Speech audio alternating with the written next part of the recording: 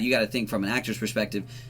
Many times they're not doing it one time. They're doing it 4, 5, 6, 7 times a day. But they got to be able to do it on cue with just as much emotion while they change their camera angle or something like that.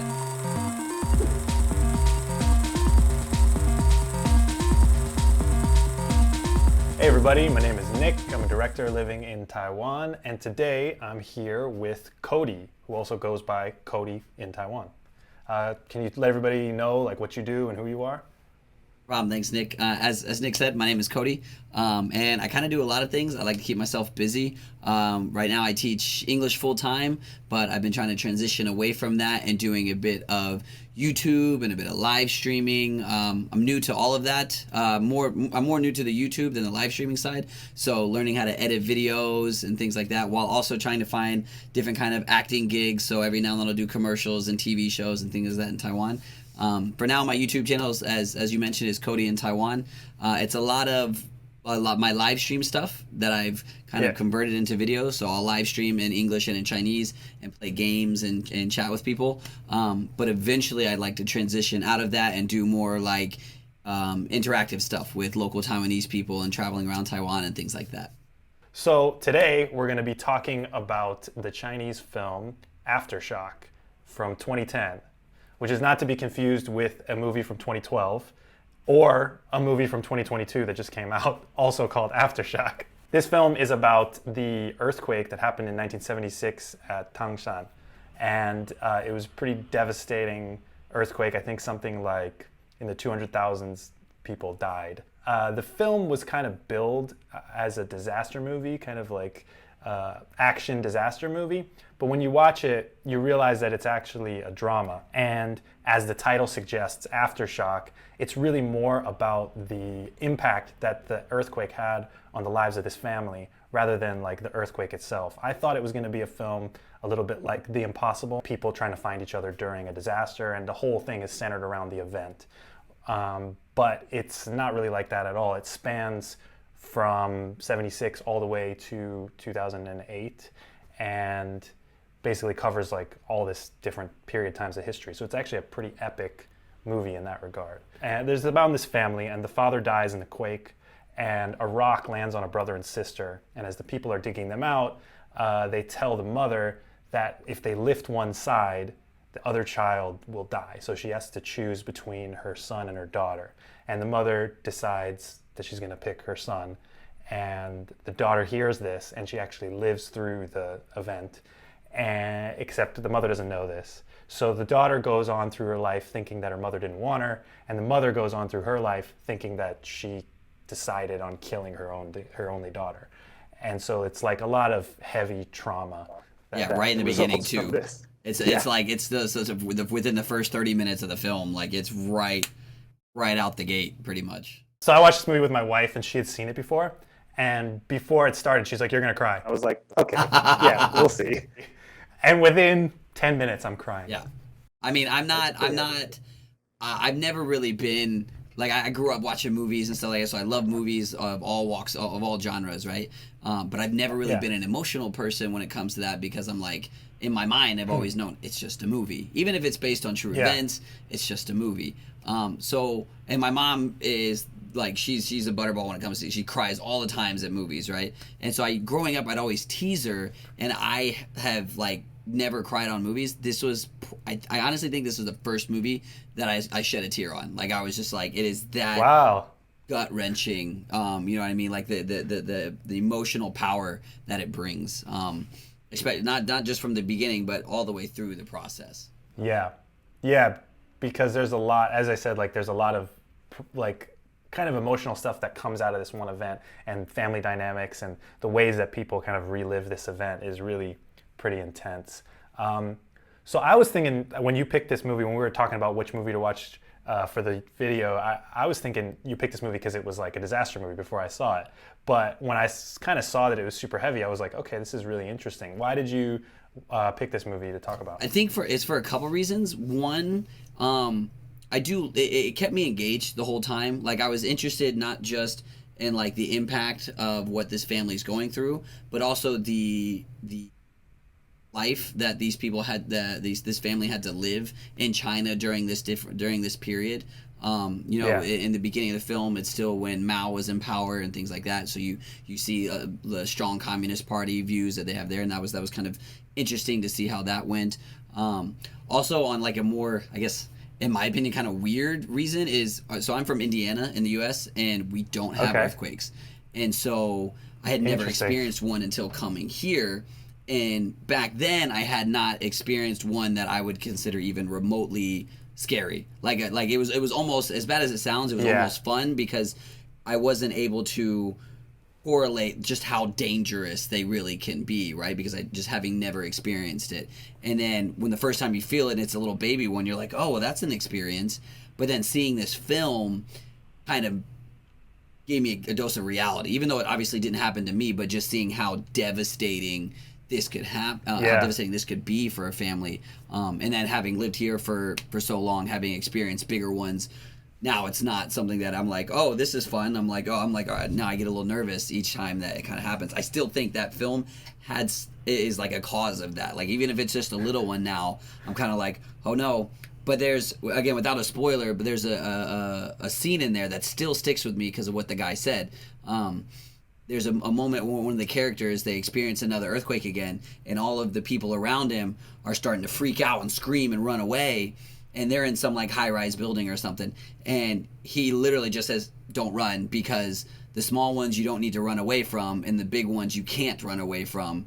And so I was just like, when he said that, I was just like, it kind of brought to reality the devastation that something like that could have, because there's just nothing you can do. You can do little things like, keep yourself safe, but actually nothing you can do. It's completely Right. sudden, completely out of your control. I think that is one reason I really chose this. And to me, the acting in this is just really, really good. Yeah. There are Yeah. a couple scenes where I'm like, in terms of the acting, especially after rewatching it. But to me, the acting between all the main characters was just really good. Yeah, we'll put a pin in that point because I'll come back to that later. Yeah, no, I think that's really interesting to talk about, and I'm glad you brought up that scene because I think that scene really kind of, to me, spoke to the kind of the core of all the themes of the film, which for me is kind of about how people carry on to their trauma and deal with kind of these horrible things that happen to them. And I think this idea of an earthquake can be kind of a metaphor for kind of anything horrible that's happened to you in your life that you kind of carry with you. And so like this earthquake caused this trauma to be present in the mother and in the son and in the daughter, and they're all kind of dealing with it in different ways, but they can't let go of this event that happened to them. And that scene for me like shows how kind of like almost deadened the son is to these kind of events where like he sees this, he knows this thing is going to happen, and he's just like, well, if we're going to die, we're going to die. He's kind of accepted, like, look, I mean, we having lived through it and having to deal with the aftermath of what's happened, like, look, we're gonna have to take whatever comes and go from there, basically. Yeah. And in some ways it's kind of like a healthy thing to be able to see it that way. But also in some ways it's a little bit sad to watch him because you can see kind of like a little bit of the contempt he has for everybody else that doesn't have this pain that he has, who are like freaking out, because he almost feels like they don't even get it. Like they can't ever understand what it's been like to live through something like that. So it's a really interesting thing to see. And then with the daughter, the interesting thing that stuck out for me with the daughter was the idea of the I don't know if you remember this, but the idea of the tomatoes. Yes. So like right before the earthquake happens, the parents give a tomato to the son and say like, well, he's the son, so he gets the tomato. And then later, the mom picks the son over her. And I feel like that event of the tomato is kind of like this thing that would stick out to like a kid in your brain where you think like, yeah, my parents never loved me because I remember this one time she gave a tomato to him and not to me. And it's just like a small detail that like maybe didn't even happen, but it's like sticks in your brain as being super important. To the parents, it was nothing. Like it was just a non-event. But to this girl, the little things that maybe didn't have anything to do with it kind of go back in your mind and you think like, oh yeah, they did this to me and they did that to me. And so all these little things that don't mean anything end up having this like overwhelming weight on you. And I think that's a really interesting detail that they put in the film. Yeah, I didn't even. I know exactly what you're talking about, the tomatoes and the way they Yeah, use that later on. I didn't even think about it in that perspective, but once you point it out that way, it does kind of make a bit of sense. So this idea of trauma, I think, is like a really big theme throughout, and I think it can be basically expanded from this one event and think about it as a metaphor for kind of any kind of possible trauma that people could have. So that was kind of the way that I looked at the way this movie was kind of made. Is there anything else that you kind of saw when you watched it? I didn't see it to that detail, but again, as soon as you say it, I'm like, oh, that makes sense. Especially the part where, to me, the three main characters are the mom, son, and the daughter, and how they each dealt with this trauma in their own way. Not to say necessarily one way is like the right way, but it was the right way Yeah, for them, and how it really, really shaped the rest of their lives and in the decisions they made. yeah, Didn't really think about it until you pointed it out, and then it's got me like replaying the scenes in my head that I'm like, oh, wait, that makes sense. Because like one, for example, the mom, she is very adamant about staying faithful to husband, even though he's yeah, long dead and gone. And one of the big reasons is, like you had said earlier, when they died, it's just right in the beginning, so I don't quite think it's a spoiler, but yeah. the It's fine. It's the fine. the main reason the father dies and not the mother is because the mom goes in to save, and he basically throws her to the side and says no, and he'll go in, right? And so she later on she admits, like, he was willing to do something like that for me. This is the least I can do for him, Yeah, is give my life and dedication to him, even though he's passed. That kind of virtue and I guess loyalty is something that also I really enjoyed about the film, and just that mentality in general. and like you said, like I liked how each character kind of dealt with it in different ways, and and you can kind of see the different ways that it could affect different types of people. Whereas like the daughter had like a little bit more anger and resentment as a result, which makes sense because of what she heard her mom say. I kept I was kind of like putting myself in their shoes, and I felt like with each Yeah, one of those characters, I could not fathom having to live that life. So being a mom yeah, and having to choose between your two children, like, that's a joke we'll make, like, oh, mom, do you love me more, or do you love my sister more, or my brother more? But like, she was yeah, literally put in that position. And from a cultural standpoint, I understand, like, back then, old in China, it was, the boys were like the little son. emperors, right? They carried on the family name, they were important. So I can, like, logically, I get why she would make that decision, but I couldn't imagine having to be put in that situation, or as either one of Yeah, the kids. I feel like any person that's living as an amputee would have a very difficult life. So the boys' situation there is, of course, like, hard to imagine, yeah, but from like a trauma standpoint of the daughter's viewpoint as well, like, having gone through that and trying to, as she gets older, to process that, um, that's just something I feel like would be unbelievably difficult. And yeah, back then, they didn't have like therapy that you could go to and talk your feelings out with someone, or you know what I mean. Like, it's just the yeah. way of dealing with that would just be insane. Yeah, and even for the son, like the idea of having to live with the fact that like you were the one that got saved. I mean, and like they kind of touch on a little bit with like the fact that he doesn't really want to do that good in school, but there's kind of like an expectation of him to do something with himself and be something. So, Right. yeah, it's tough. So I want to talk a little bit about the technical side of the film that I thought was interesting. It's interesting because it's made in 2010, and it's kind of the beginning of their kind of blockbuster, kind of like big budget industry. So the earthquake in the beginning is a little like there's Yeah, I some know exactly what you effects mean. where you're like, Yeah. okay, that's not so good.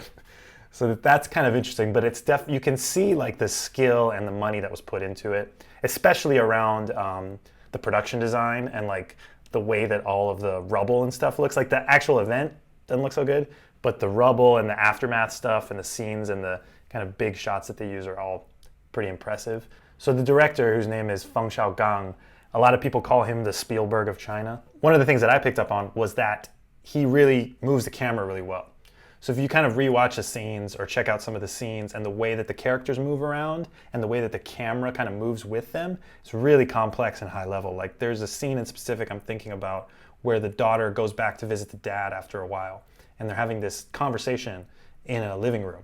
That's all it is. It's just like a conversation in a living room, but the camera kind of moves through them, around them, and like the blocking and the way that they switch seats on their dialogue and stuff is just really interesting and cool to watch. And I think it's like for people that are interested in filmmaking and directing and stuff, like this scene in particular, I thought was really impressive. And it actually starts out with the camera being like a little bit wobbly and shaky. So you get the vibe of like this kind of earthquake is happening right. Like at the beginning of the scene, you're kind of thinking like, oh shit, is this like another earthquake? But really it's more about like the discontent between the two people.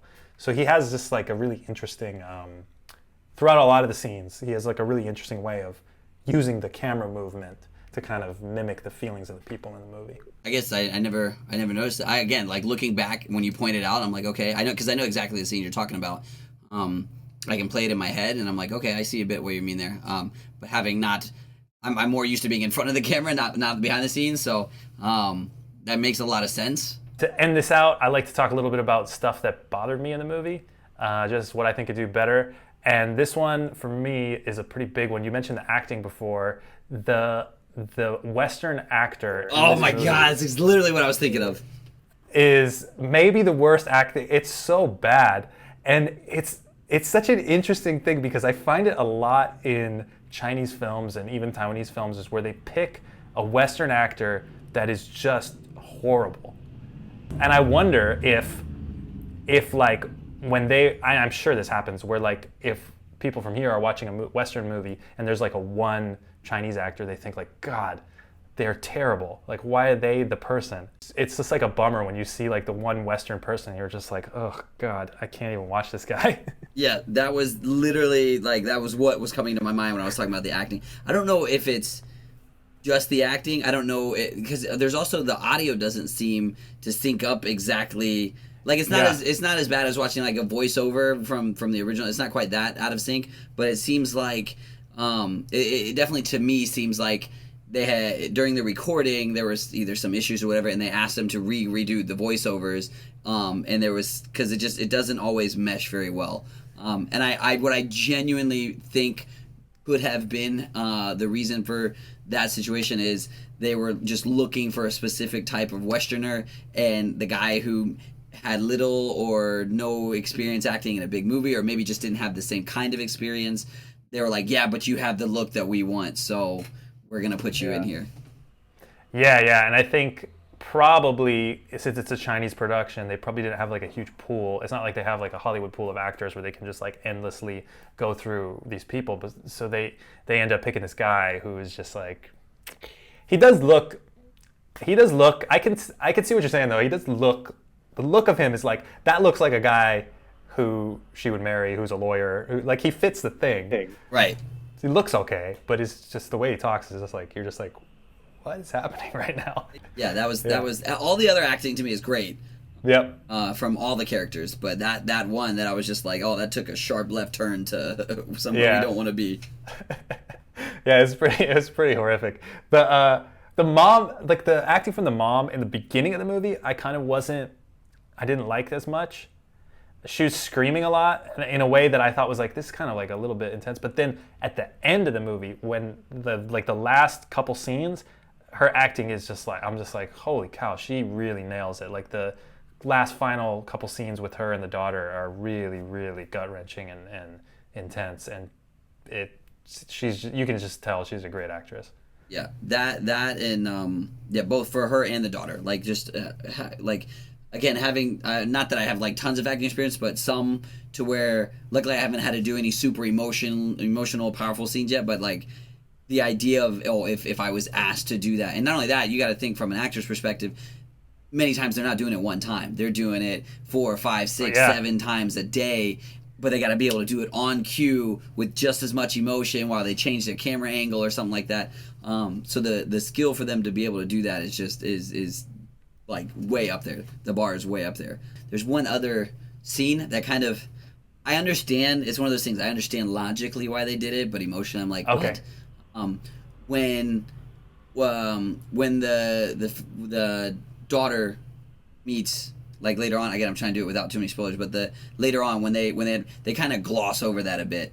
the whole like how she found out about everything. And I understand exactly they did because it's so close to the real gut-wrenching moment, right? It's so close to the few final scenes. But at the same time, I was like, that's a huge, like, in these two characters' lives, that's a significant thing, and you just kind of glossed right over that. Well, like, when it cuts to the next scene, I'm kind of like, wait, what's Yeah, exactly. I was like, so that trauma is just completely solved? There's no more issues there?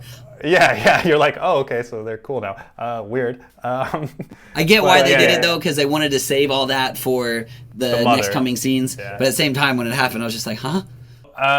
Remind everybody again where they can find you and what you're all about. Not a problem, thank you. So again, my YouTube channel is Cody in Taiwan. I also stream on Twitch, but my Twitch handle is Captive Meerkat. I might be changing that later on. So YouTube's probably the best way to find me there. Mostly it's live content. A lot of times I spend the first 15-20 minutes just chatting with my audience about random things, or we often have people come in and ask, because again, it's about 75-80% Chinese, me speaking Chinese, and the rest is English. But it really just depends on what the audience is, what like the flow of the audience. If they'll everyone speaking English, I'll use English. But we have quite a few people come in and ask me Chinese questions, or Taiwanese people will ask me English questions. So I really welcome anyone to come and they want to learn about the language, learn about me, learn about Taiwan. I'm all about sharing. And then after about 30 minutes to an hour, just depends on the day. I grew up playing video games as well, so I enjoy playing video games and being all hyperactive and stuff like that when I'm playing. So the easiest place to find me is there. Again, Cody in Taiwan. Yeah, and I can attest your Chinese is very top level. Listen to your Chinese, it's like, ooh, this guy knows a lot. So it's cool to watch. If you're learning the language too, it's a good thing to check out. Absolutely. My reading and writing is where it should be. But yeah, my speaking could always be better, but I'm okay with it. Yeah, modesty is always nice. All right, so remember to like, share, subscribe, and I'll see you guys next time. Bye-bye. Bye, guys.